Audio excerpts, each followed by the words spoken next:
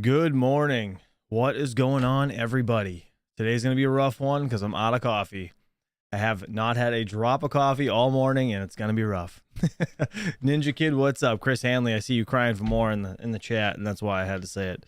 Good to see you, buddy. Good to see you. All right, let's see who's here, and then we'll get into today's stream. We're going to be having a rate hike today, as you guys might know. They're having another meeting. We're going to see, I guess, this afternoon. Right, I believe it's like what 9-10 in the morning or something. They end up doing the hearing or whatever. I don't know, so we'll see. Mr. Geek of all trades, good to see you. Nerd Beast, Titan Nightmare, Duke Nukem, what's up, buddy? Who else? Steven Cicero, let's see. Chad Wicks, Chris Hanley, as I already said. Kyle Rosa, Mike the Miner, Dumpster Alexander, what's up, buddy? Good to see everybody. Crypto Pope. Hopefully you guys enjoyed that video yesterday. Myself and Yeti did live. Leo Lusting, what's up, buddy? DJ Mines, good to see you, man. We actually got not really a response, but like a post from Mr. Sumi doing the well, he put out like the highlights of the stream more or less, or what, you know, the pros and cons basically that we came up with. So it was pretty cool, like Cliff Notes type deal, and he put it in his Discord. So kind of neat. Yeah, so I'm glad he saw that we weren't trying to shit on it. We just wanted to make sure everybody was safe. So hopefully you guys enjoyed it. I know Dave enjoyed it. Said Miss Pocket Change. Yeah, that guy Dave, he definitely liked it. Definitely liked it. I'm drinking orange juice this morning and Snapple. Just because of Hawk. I need to get up on my Snapple game. He knows the stupid facts. All right, BTC 28.5. Pretty good. ETH 18. What do you guys think, actually? I should put a poll in the chat. I'll do that in a little bit. I'm wondering what you guys think. Is the price of Bitcoin or crypto in general going to go up or down after this rate hike we're going to have, or possible rate hike rather, right? Vodka? No drinking for me, man. Maybe someday. We'll see. Kaspa. All right. Let's see. Kaspa's up 6.1%. That's over at Crypto Bubbles on the day. STX is up 15% on the day. Nice. SNX. We have Hex and RPL. What the hell is RPL? Weird.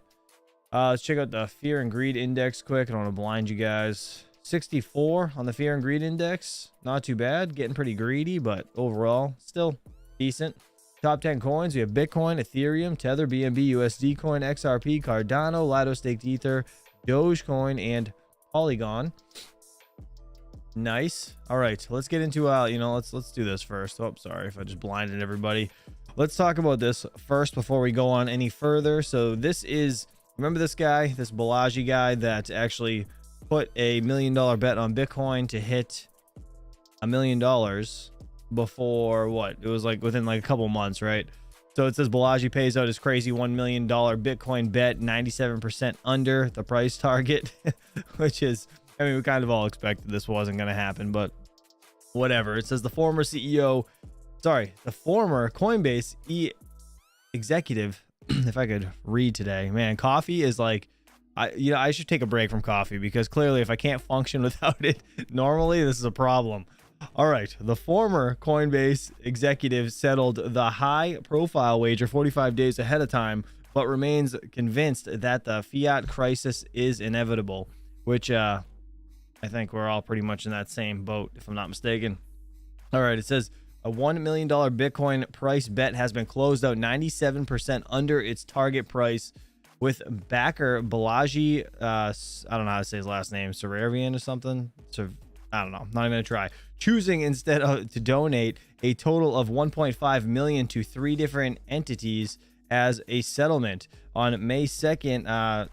Whatever, Balaji, right? The former chief technology officer at Coinbase says the bet had been closed out by mutual agreement 45 days ahead of time, which is, that's kind of weird. Like, why wouldn't you at least ride it out? I don't know. That's kind of strange. I mean, maybe, you know what? Maybe that's kind of a interesting or curious fact, right? Do you think he thinks the price is going to drop and that's why he wanted to do it now? That's, what do you guys think actually in the chat? That's kind of, that's really interesting to me, actually. All right, then it says a settlement, Balaji paid pseudo-anonymous Twitter user and self-titled hyperinflation doubter James Medlock, 500,000, donated 500,000 to Bitcoin Core developers and gave a additional 500,000 to a nonprofit charity. Give directly, it says. All right, so this is what he put out on Twitter. This is actually a video. It's like 9 minutes long, to be honest. I want to listen to it. Hopefully you guys are interested in this, and we'll get into a couple other things that I want to go over and listen to. So let's check this out, and go check him out on Twitter, Mr. Balaji here. I'll turn this down and just see. I think I can full screen this. I just burned $1 million to tell you they're printing trillions. First, Go. I'm going to talk about the million, then the trillions. So remember that $1 million bet from a few weeks ago? I actually settled it up front. I settled it early, $500,000 to Bitcoin Core, $500,000 to Give Directly, $500,000 to Medlock. You can check those links on chain. You can read details at balajis.com/fiat. There are just some legal details to work out, but that is now done. That's provable. You can go and check it. So that takes care of the million. That's a proof of work. Now let's talk about the trillions. Real quick, good on him for actually paying up the bet, which is kind of crazy, right? So the reason that I did this is I wanted to tell you in a provable way that to send a provable signal that there was something wrong in the economy. I'm not in the habit of just burning $1 million for the sake of it. There's something wrong in the economy, and the state isn't telling you about it. And things could unwind very fast. And just to give you a sense of how fast, well, it was 2 days from the collapse of SVB to the government printing $300 billion. It was 2 weeks for $500 billion to make its way out of local banks seeking safety. It was 2 months from patient zero of the coronavirus hitting the US. After weeks of denial, suddenly lockdown came in March with very little warning, so just 2 months.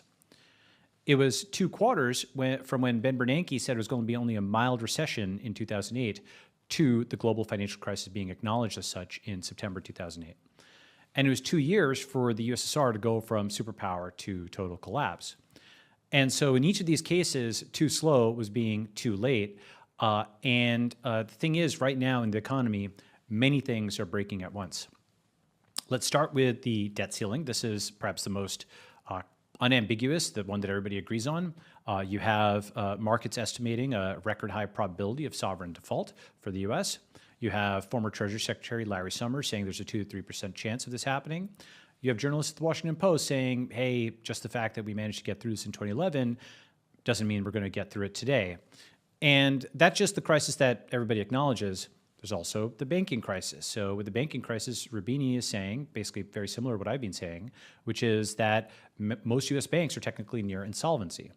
In terms of dollar value of assets held, the failed banks are already comparable to 2008. And in fact, as of this week, they've passed them, with 3 of the 4 largest bank failures in US history just happening within the last few weeks, okay?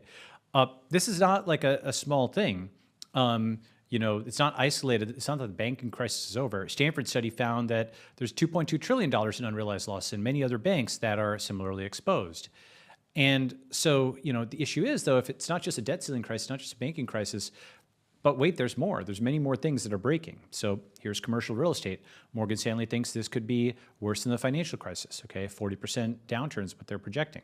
Here's the bond crisis. So 2022 is the worst year on record for bonds in a long time. And that's because the government devalued lots of bonds, and everybody holds bonds, not just banks. Interesting. Bonds were seen as a safe haven. That's a bond crisis, okay? It's not just banks that bought these bonds, and that's why in The Guardian they're saying, is this financial crisis 2.0, where the safe haven isn't safe? Guess who else bought bonds besides banks? It was insurance companies. Insurance is under pressure. Life insurers, for example, 70% of their portfolio in this study was bonds. And if you remember AIG in 2008, when the insurance company fell, the backstop fell out. And of course, it's not just life insurance, it's other things. You might say, well, life insurance isn't going to pay out. Turns out that the collapse in life expectancy has broken a lot of actuarial projections. So life insurers are sweating for money, and it's coming out of portfolios that are underwater for the same reasons as others, okay? How about the fiscal crisis? This is a partisan article, but it's true that there's $1.4 trillion in unfunded pensions, okay? Here's the auto loan problem. $1.4 trillion in auto loans with defaults spiking. Then there's the student loans. So these were put on suspend for 3 years. You have $1.8 trillion as a problem here, and payments are going to resume. You've got credit card debt. That's $930 billion, round up to roughly $1 trillion. That's also at all-time highs. And there's yet more things that are breaking globally, okay? You have the Ukraine crisis, where that's $75 billion directly, according to the Council on Foreign Relations, and it's more than $1 trillion indirectly. How do we know? Well, it's 800 billion just for energy subsidies in Europe, 800 billion euros, about 700 billion USD at last exchange rate. So that alone is just this massive thing. And of course, the indirect costs of all the businesses that are failing because of all these spiking energy costs. You have de-dollarization. Some people are denying this happening. This is a whole video I could do on its own, but de-dollarization is happening at stunning pace, according to Stephen Jen at Bloomberg. There's China's yuan, there's India internationalizing its rupee. Many, many countries, dozens of countries, are partially or fully moving away from the dollar as a medium of exchange at a minimum, even if not as a store of value. Sovereign defaults are at a record high. Okay, so you have 14 sovereign defaults in 3 years versus 19 in the preceding 20. Okay. And the thing is that a lot of high net worth people are already seeing this. High net worth institutions are seeing this. They're already moving assets or doing things. So here's Alon just the other day saying he sees all the economic data in the world. He thinks the cemetery is filling up fast. Okay. And I think it's probably even. I thought he said Alon. He called him Alon. It's Elon. God damn it. More than a severe recession, but he's already there. Here's a map of millionaire migration. As of 2022, yes, people are leaving Russia, they're leaving China, they're leaving Hong Kong, and they're still coming to the US as of 2022, but the numbers are way down. It used to be 10,000 plus millionaires coming to the US in 2019. It's now about 1,500. It's an 86% drop in just 3 years, probably going to go negative. So millionaires are changing allocation and location. You have central banks outside the West loading up on gold. It's a colossal central bank buying. Look at that curve. It's just up and to the right. And so billionaires, millionaires, central banks, they're all seeing something coming and they're allocating. Not everybody, of course, but some smart money is doing that. And so then, of course, the question is, okay, but when? Everybody wants to know exactly when things are going to happen. So I don't have a crystal ball. My guess is 10% months, 70% years, 19% decades, 1% centuries, okay? I can give a case for each of those, that when I say 10% months, what I'm saying is, we have some serious crisis in months, or 70% I think it happens in years. And one way of thinking about this is sort of the, stay in dollars or exit spectrum. If you think the current status quo of printing can go on for an endless amount of time, the US establishment de facto believes it can go on for centuries, then you stick on one side. If you are seeing fire alarms, you're seeing klaxons, then you exit, whatever that means to you. Personally, as I said, I'm like 10% months, 70% years, 90% decades, 1% centuries. You should figure out what your own percentage is there. If you think that all of this is totally stupid, and the U.S. of course has infinite hit points and the Fed can print forever, then you're at centuries and you should ignore all of this. But if you have some probability that actually system collapse may happen sooner than people think, then you should, take appropriate action, whatever that means to you. And then, of course, the question is, okay, well, how could printing start so fast? How could this whole thing unwind in like months or years? And remember when I said that we went from mild recession to financial crisis in 2 quarters in 2008? Just to give you a little bit of detail on that. Here's how that went down. So March 16, 2008, massive bank failure. April 10th, 2008, Bernanke assures the world it's maybe a mild recession. September 15th, 2008, just 158 days later, okay, we're in the middle of the global financial crisis. And crucially, Yellen didn't warn you. This article came out years later. Yellen feared housing bust, but did not raise public alarm. That is what I'm doing at my own expense. I'm raising public alarm, okay? Now, if you fast forward, okay, the thing is, 15 years ago, collapse came in 158 days, but right now, is history repeating? Because in March of 2023, you have a giant bank failure where the Fed involved. In April of 2023, just almost 15 years to the day after these events of 2008, you have, again, the chair of the Federal Reserve getting up and saying it's going to be a mild recession. And God only knows how many days we have until, if and when, a fiat crisis happens. Is it exactly 158? Who knows? It's probably in the election year is when it might happen if political conflict gets to an extreme, but who knows? You really can't tell. What I do know is that when it does happen, Powell isn't going to warn you. He's still talking about a soft landing, okay, as opposed to hard landing. He's going to bring inflation down. It's just going to be a smooth ride, right? Already banks are dying. Things are blowing up. It's not really soft already. And as opposed to like a hard landing where it's bumpy. If you take that analogy of Powell as a pilot, and soft landing, hard landing, there's another possibility, which is crash landing, okay? Here's Powell. Here's the pilot. He's the pilot of the economy. The dollars are floating around the cockpit. He thinks he knows what he's doing. And you and I, we're just passengers in the plane, okay? I don't have control over this economy. You probably don't. and the dollars are flying around the air. And so, you know, if Powell is crashing the plane, and I believe he is, then the question is, you know, how much time do we have? And I don't know, but I do know that when you're trading, yes, too early is the same as being wrong. Okay, but if you are preparing, then hell is truth seen too late. And so I've sounded alarm. I've done my duty in my view as a citizen. That's why I burned $1 million to tell you they're printing trillions. Interesting. I don't know. What do you guys feel about that? I think he's a pretty smart guy overall. I don't know if I would have done what he did, but it is what it is. I don't know how many points are actually going to get across when it comes to burning your own money to make people aware of the government printing money. But I mean, he made good, valid points, you know. At least my opinion. Real quick, Mr. Crypto 40, sorry, I always say 404 every freaking time. Crypto 440 in the chat. He said he just found out you could borrow against your life insurance. Yes, so there's I think, is it a whole life policy? I think you can borrow against the whole life policy to be your own bank. Kinda, right?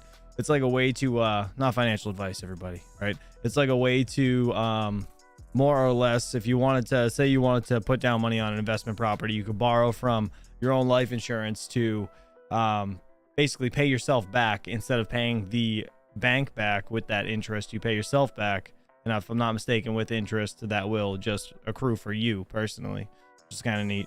I found out that, like, I think last year, actually. I was kind of surprised.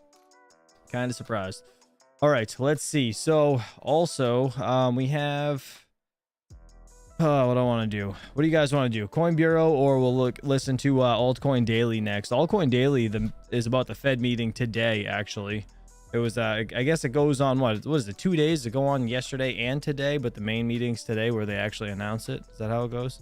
If anybody knows. Let's see. Mr. Yeti, what's up, buddy? Good to see you. If I had $1 for every like, I'd only have 25. Hit that like button.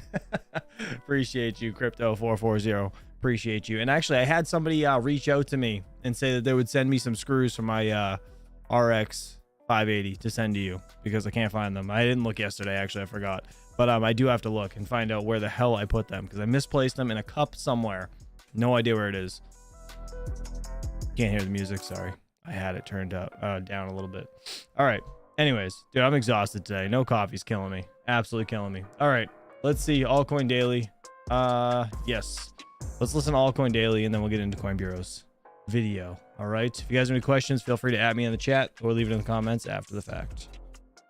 Despite the fact that we did see the failure of First Republic, the street is still betting that the Fed is going to keep going and raise rates. The latest Fed funds future showing a 90% chance of a 25 basis point hike this week. The most important Federal Reserve meeting of the year until the next one is happening today and tomorrow, with the results coming in tomorrow. And as an investor in cryptocurrency, I need you to be prepared.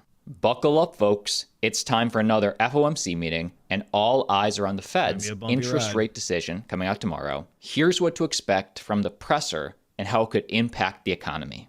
Most economists believe that the Federal Reserve will raise interest rates by 25 basis points at the end of the May 2nd, 3rd FOMC meeting, which will increase the federal funds rate to a range of 5 to 5.25%.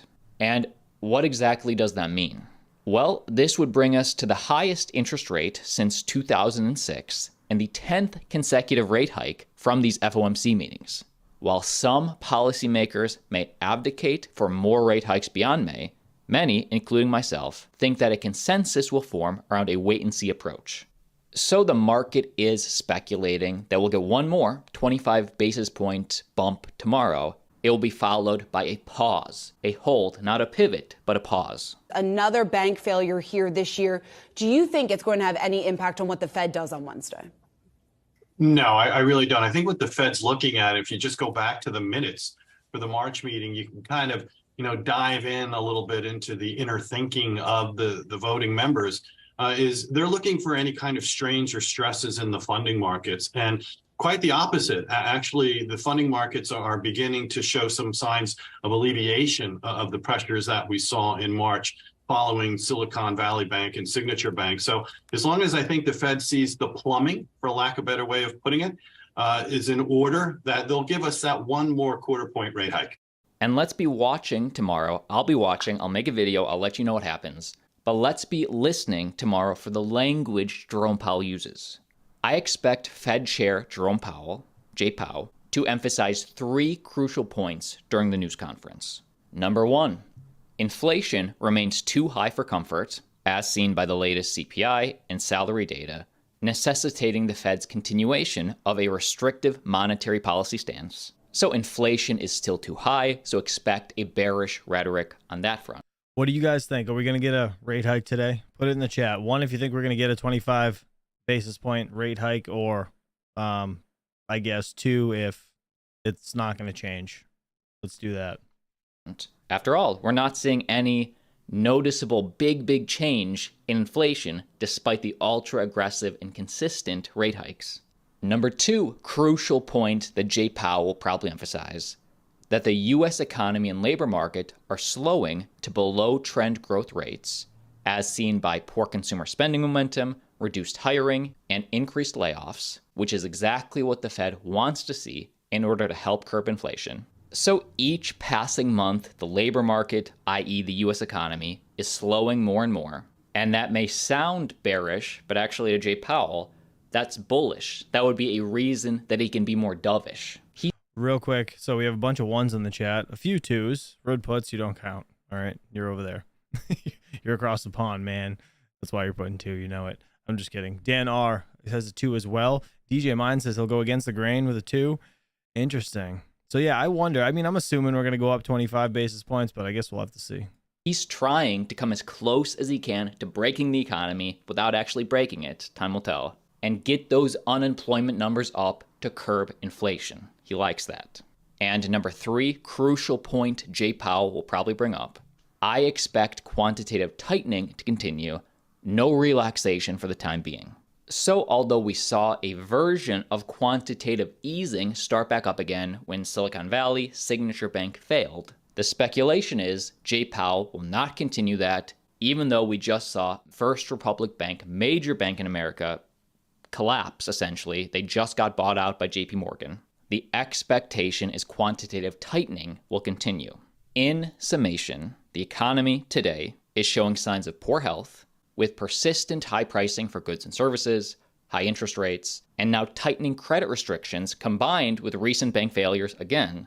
These factors are likely to result in a minor recession by mid-year. And we hear it all the time. Are we headed towards a recession, especially those wondering how they should position their portfolio? And while the consensus seems to be that we are heading towards a slowdown, whether technically it is a recession or how severe of a recession, that's where you get some differing opinions. Now, one of the traditional definitions of a recession looks for at least 2 consecutive quarters of negative GDP growth. And depending on the chart you consult, when it comes to the data, well, the results may vary widely, really. You're looking at factory orders. Those have seen a steady decline since the pandemic highs we saw back in 2021. Then while we look at wage growth, that's still elevated. Indicators of sentiment, those are contradictory. And with low unemployment also indicating a tight labor market, though it has been slowing. And Wall Street's fear gauge, the VIX, that's at one of the lowest points in the year. But then what about the corporate side? What are companies saying? We're in the midst of earnings season right now with really a mixed picture. You've got UPS, a logistics specialist that has spoken about lower volume on declining retail sales.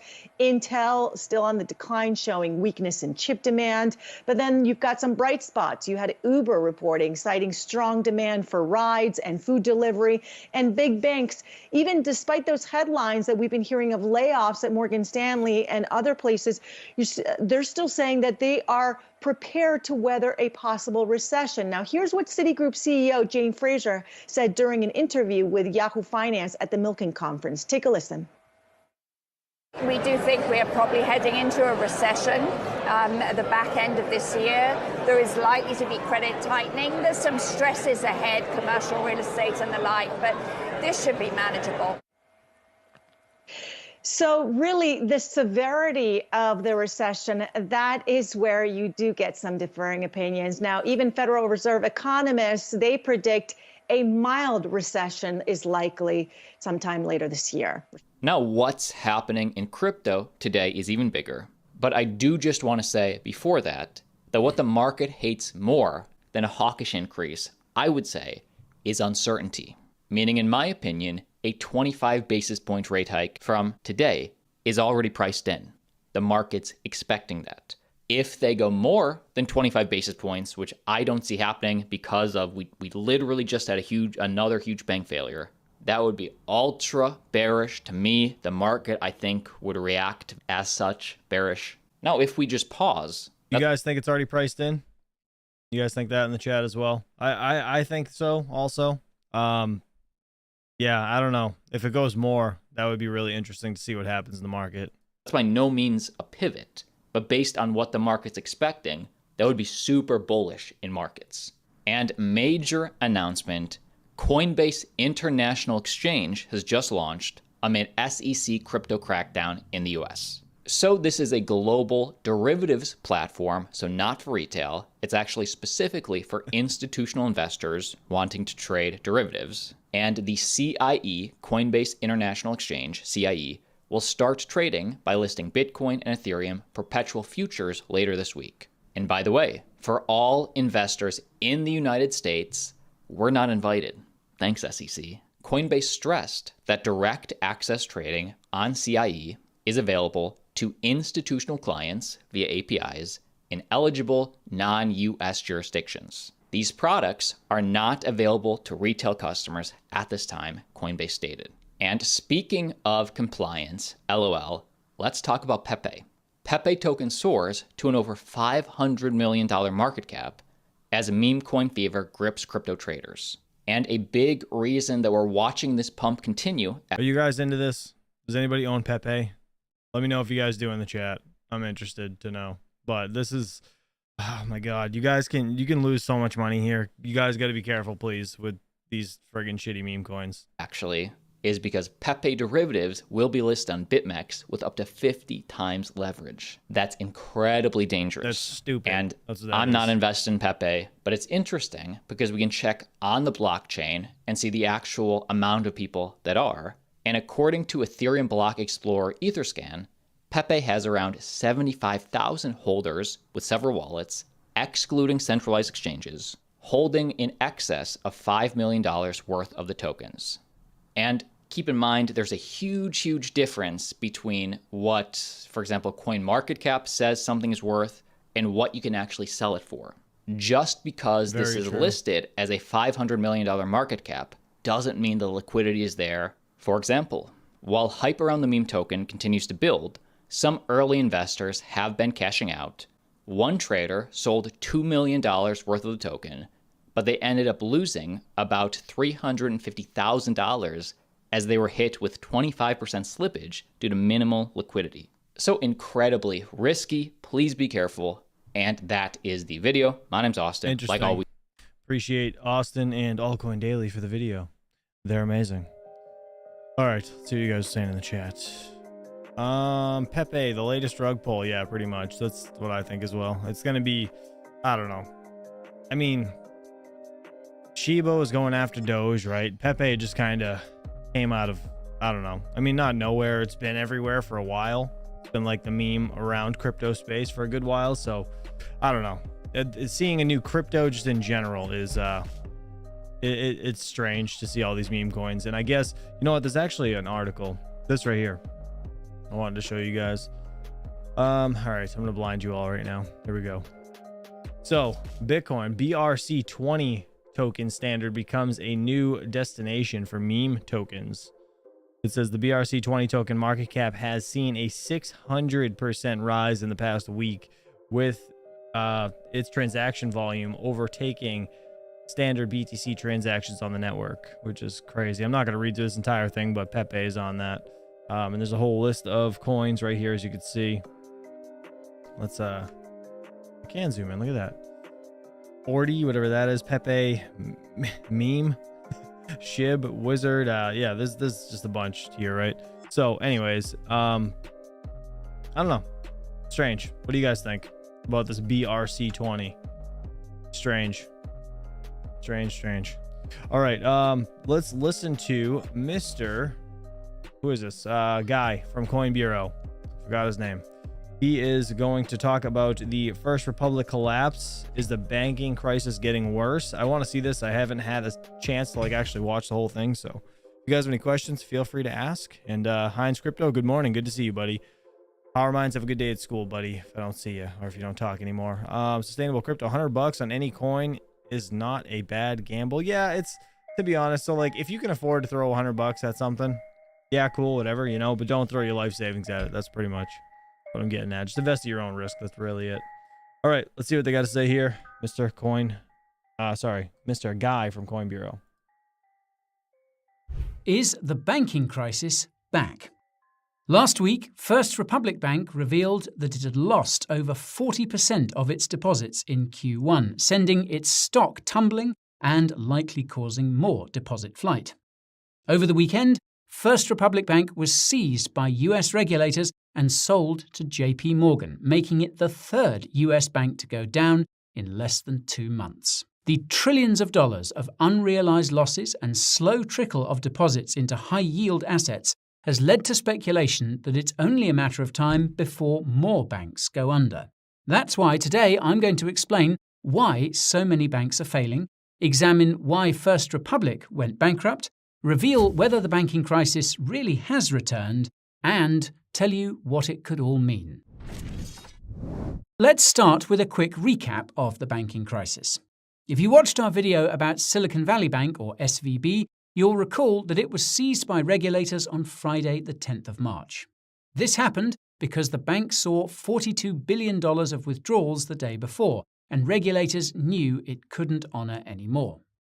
You'll also recall that the actual cause of SVB's collapse was a massive mismatch between its assets and its liabilities, in this case, its customer deposits. In case you didn't know, the money in your bank account technically isn't there. It's all been lent out or invested by your bank so that it can make money. Believe it or not, but the bank is only obligated to keep a small percentage of your money on hand in case you need to withdraw it.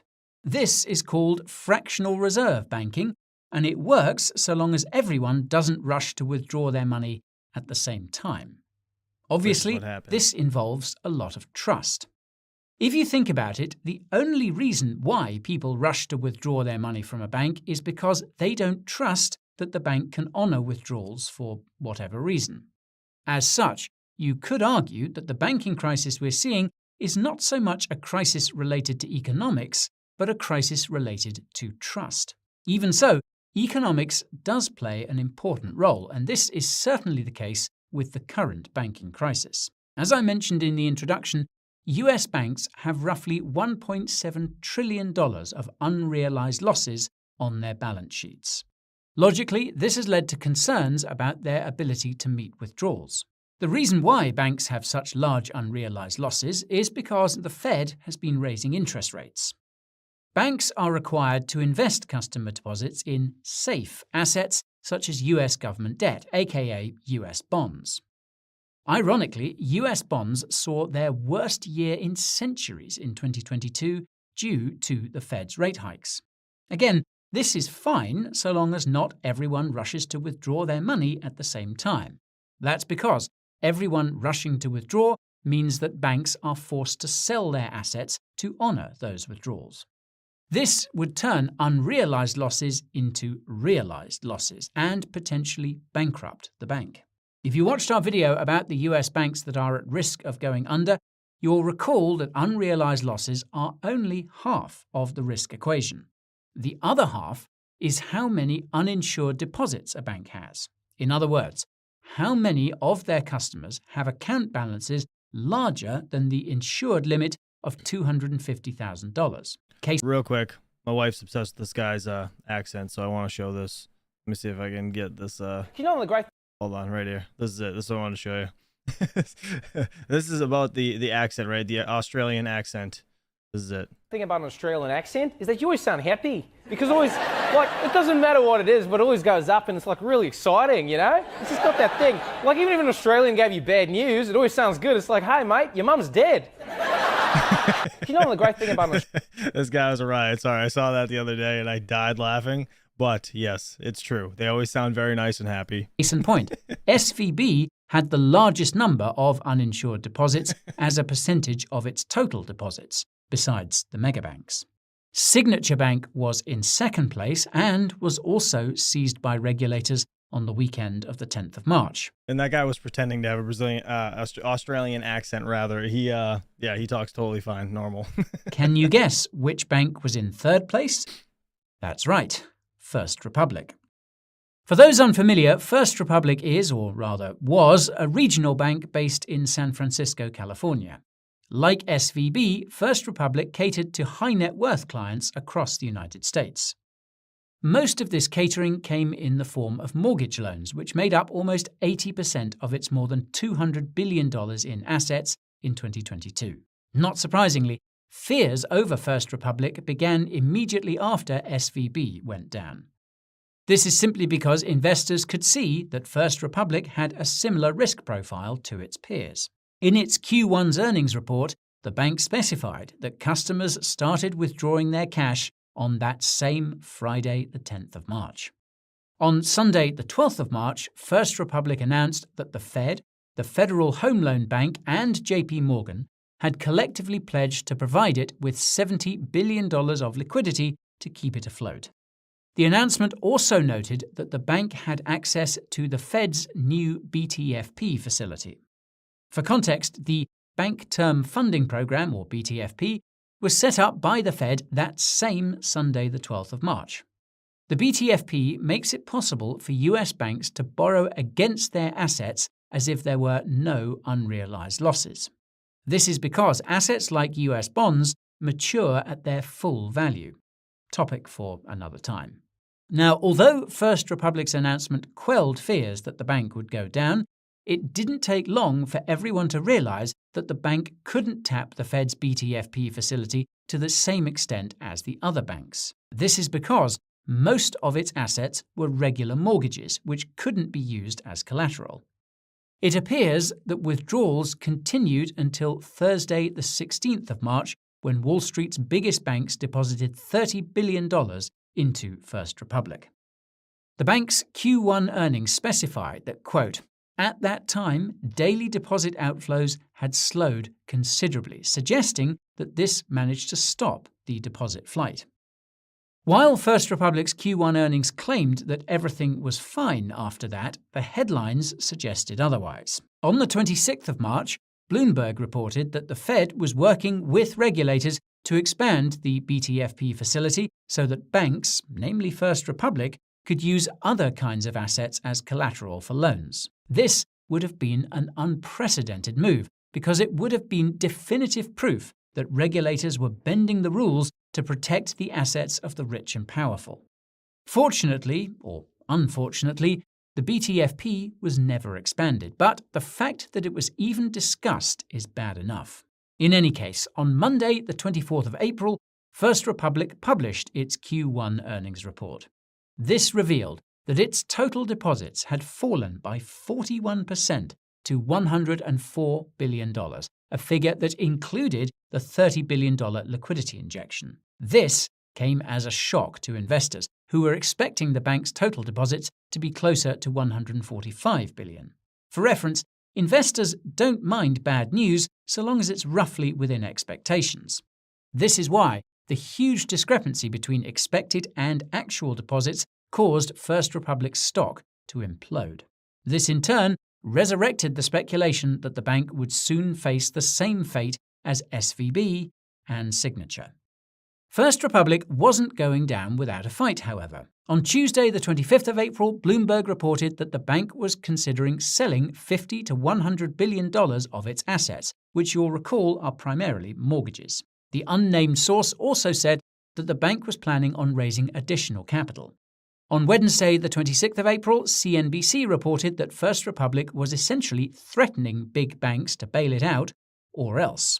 Quote, purchase bonds from First Republic at above market rates for a total loss of a few $billion, or face roughly $30 billion in Federal Deposit Insurance Corp fees when First Republic fails. At the same time, BTC began to rally on the belief that the Fed would be forced to expand its balance sheet to bail out First Republic depositors the way that it did with SVB and Signature. The fact that this kind of bailout didn't occur could actually be why BTC crashed earlier this week. More on that later. That's kind of a good point, actually. Now, on Thursday, the 27th of April, Bloomberg reported that the situation had escalated to, quote, a game of chicken between the US government and the lender's largest rivals. Put simply, US regulators were waiting on the sidelines to see if First Republic could convince the megabanks to give it money again. On Friday, the 28th of April, the regulators had gotten tired of waiting and, according to Reuters, began holding, quote, urgent talks with First Republic and its former saviors. By this point, it had become clear that the bank was going to be seized by US regulators, and its stock somehow managed to crash even more. Now, I'm not sure who needs to hear it, but just because something is down 90% doesn't mean it can't go down another 90%. Regardless, on Saturday, the 29th of April, Fox News reported that First Republic would be seized by the FDIC. On Sunday, the 30th of April, the seizure was confirmed and First Republic was subsequently sold to JP Morgan. Damn. Being sold to JP Morgan meant that there was no need for a Fed bailout, as had been the case with SVB and Signature. Wait. Oh, hold on. Sorry. I'm paying attention to the chat. DJ, you took off 2 weeks? 2 weeks to play Diablo 4. What? No, you didn't. Did you really? You took off 2 weeks of your life for Diablo 4? That's insane. God, this video is 10 more minutes. I don't know if I want to listen to this whole thing. Are you guys interested in listening to the rest of this? Probably not, right? I assume. I mean, you guys could always go check out Mr. Guy over here at Coin Bureau for his First Republic collapse. So, I mean, it's a lot of good, interesting facts, I guess, right, about the whole banking crisis. But, I mean, at the end of the day, I'm not going to elaborate too much on it. So what I'll do is just let you guys go watch the rest of it. If you guys are interested, I'll leave a link to it down in the description below. But, God, I am dying. My eyes, it's so hard to keep my eyes open. I can't believe how, dependent I am on coffee. Terrible. Absolutely terrible. But either way, we have, all right, so the Fed rate hike. What time does that meeting happen? Do you guys know? Does it start at around this time, like 9:30, 10-ish? Do you guys know? I guess I could look it up. You know, real quick, I kind of want to see what, well, all right, that didn't work. Hashrate.no. I want to see what is the most profitable on GPUs still. We're looking at Dynex for the 40 series. Nexa. Clore is still doing good. DJ, did you hear back from that team? Clore? Did you reach out to them? I think you did, right? For an interview? Let's see. Rate announcement at 2. What time zone are you in, Old Man Crypto? Or are you in EST as well? 1:30. Okay, so it's this afternoon. Interesting. So it'll be after our stream this afternoon. Maybe I can postpone it. Caffeine addiction equals not good. Listen, I've been drinking coffee since I was like 18. it's part of life at this point. This is crazy. Ironfish is still doing pretty good too for a lot of AMD cards. Interesting. I'm super excited to get my A2000s. Mr. Hot Crypto sent those out to me. Oh gosh, why does Ironfish have to be on the top? Let's see. Let me look at this. Ironfish, 40 watts though. Man, the only thing that sucks is I have to get some shit ass exchange to change all these coins, which kind of sucks. I don't know, my opinion. Yeah, clearly need to detox. 0 chance. My addiction is the green type that goes up and smokes his Ninja Kid. I can't do that in the morning, man. I'd be dead. No way. Listen, 2x speed. Voice would sound even funnier. And it's 5 minutes. Yeah, no, it's all right. It's all right. I could listen 2 times speed, but it would be awful. Anyways, you guys have any last questions before we take off? I guess we could see if there's any new articles that just came out. Let me refresh quick. If this would. I guess it did. All right, Crypto.com launches ChatGPT-based AI user assistant. Interesting. UK government targets fraudsters with new ban on cold calls for crypto. Red Puts, you reading this? The UK government plans to introduce laws to reimburse victims of authorized crypto fraud and work with Ofcom to prevent phone number spoofing. Interesting. Is that like the bullshit they do when they call like old people around here? Like they try to like tell them they owe money, or, you know, this is Amazon and you paid for this and we need your credit card, or you ordered this. That's interesting. The United Kingdom is set to ban cold calls selling financial products, including insurance and cryptocurrencies, to crack down on fraud. The National Crime Agency estimates that fraud costs the country approximately 8.7 billion in USD annually. Jeez. That's crazy. Crazy. Well, look into this if you guys are interested. I'll put this link in the chat. Mr. Rude Puts, no more scamming people on the side, all right? I know it's good money, but not good. Get in trouble. Yeah, exactly. Sustainable crypto. 100%. Let's see. Oh, you guys are all giving advice in the chat. Perfect. Thanks, fellas. You guys are awesome. All right, what else I got? Let's see before we get out of here. Litecoin price poised for 700% gains. What? Litecoin price poised for 700% gains versus Bitcoin, says Charlie Lee. The Litecoin halving is just 3 months away, with the LTC price well positioned for massive gains, argues the founder. Ooh, DJ, that's juicy. Look at that. Imagine. Wow, that's excellent, actually. Very bullish on LTC. Yeah, 700% past the pipe, says DJ. Litecoin can make some big gains versus Bitcoin, particularly as its August halving event gets closer, according to Litecoin's creator Charlie Lee. Litecoin is up 85% since record lows versus Bitcoin. Lee argues that LTC/Bitcoin could rally to 0.025 BTC or over 700% in the next bull cycle, with Litecoin having, he says in quotations, higher throughput by design, scalability with extension blocks, better fungibility, and privacy from MWEB, Mimblewimble, end quote. Then it says again in quotations, I can see the upside target of 10%. It says 0.025 LTC to BTC. In the next bull run, 5% shouldn't be too hard to achieve. I honestly don't see it going much below 1% on the downside. The next halving will be in 92 days. This is going to be fun. His statement appeared after Litecoin's 85% price recovery from its record low of 0.001716 Bitcoin in June 2022. LTC is still down about 90% below the record high of 0.051 BTC from November 2013, owing to rising competition in the altcoin market. Interesting. I'm gonna keep my eye on this. Yeah, so the Litecoin halving is literally in less than 90 days, so that's pretty interesting, fellas. That's pretty interesting. Just saying. What do you guys think about that? Amazing. All right, that's it. I'm done.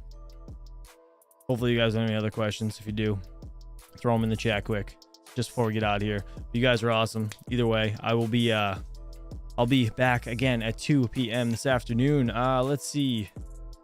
Oh, Landogini, is that your name? I was like trying to read that. There is a new scam with AI where they will copy the voice of one of your loved ones and claim they're holding them for ransom. What?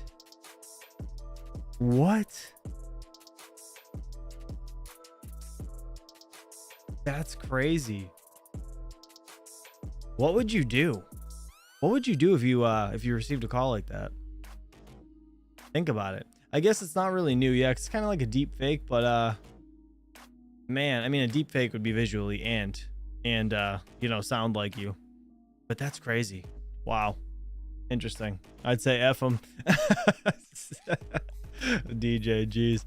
I loved getting those spoof number calls on my work phone. I just nod and go along with it. Then they ask not to hang up because I I almost had their IP address. That's great. So slim picking. So you'd give them shit back. That's great. Let's see. Mr. Patrick Murphy said, tell him to pull the trigger. Interesting. All right, let's see. What else? I'd open up my Find My Friends app and see where they are at. I don't know, maybe call them. Yeah, exactly. Yeah, I mean, yeah, if it was from, well, spoofing, right? It seems like the number comes from their number, if I'm not mistaken. When you spoof somebody's phone number, it like puts their number in the caller ID.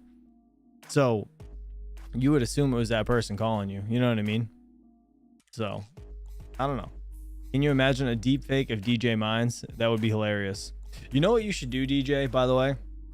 Maybe start another channel. I was thinking about it last night because I was watching man, I know you know who the guy is, but I don't know his name. He's got like this long ass beard, kind of a heavy set guy, but he watches these funny videos and it's just it's hysterical, right? Sometimes, and he's like, you know, try not to laugh, or what, you laugh you lose, or whatever. I don't know. I'm sure you've seen the videos, but you should do reactions like that to funny videos, because I think you would be hysterical, to be honest. If you started like a side channel, I know you were trying to do that, like what was that? I don't know, you're gonna give me shit. I don't remember the cartoon that you like. Whatever that cartoon is, I have no idea. The anime bullshit you like. All right, that one. I know everyone's gonna give me shit in the chat, whoever watches it, but regardless, I think it would be kind of cool if you did that instead, because you could probably make a killing on it. All right, anyways, guys, have a good day. I'll catch you guys later on today about 2 p.m. I need to leave. I need to go get a coffee. I'm taking kids with me. I don't care. Anime is king. Dragon Ball Z, thank you. That was it. Appreciate you guys. All right, I'll see you guys later. Have a good day and peace out. Maybe this will work. And it did. Peace.